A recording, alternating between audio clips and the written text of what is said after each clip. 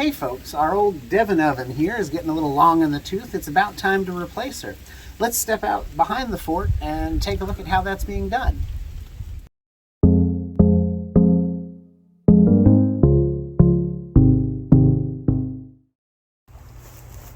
Good afternoon, I'm Jay Templin. I'm the site supervisor at James Fort, and this is Derek Hannock. He's with our exhibits maintenance team.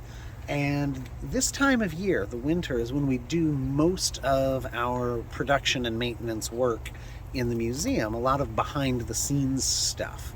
Throughout the year, Derek and his crew work on things for us to use in the museum. They do a lot of the building maintenance and that sort of thing. What we're working on right now is reproducing a Devon oven.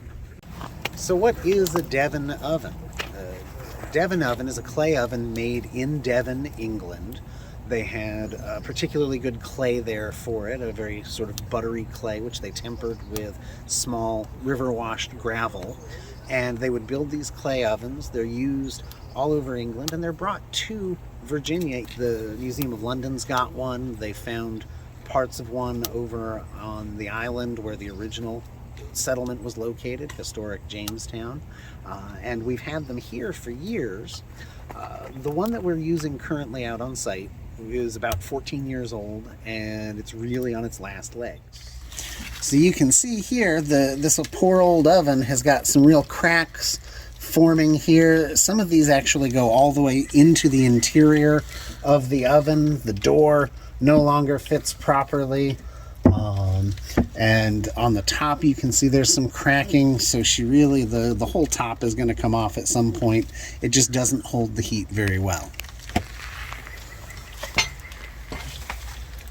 You can see this whole piece is coming off, exposing the bottom of the oven in here.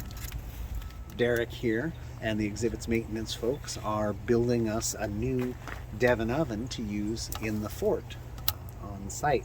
So tell us a little bit about the process here, Derek. This is not the sort of thing you just do, right? You started a little while ago? Oh yeah, I started early, about in the summertime. I tried doing a little research. And then after that, started to build a wooden platform with some clay bricks on it. And then we made sort of a mold of sand as a dome here. And then after we got the sand done, you put wet newspaper all over it. And then you take a clay mixture with some sand and some straw and maybe a hint of cement. And you put it all over the sand and newspaper. Once it has a little bit of time to dry, you can then take out all of the sand from inside, and then it's ready to go.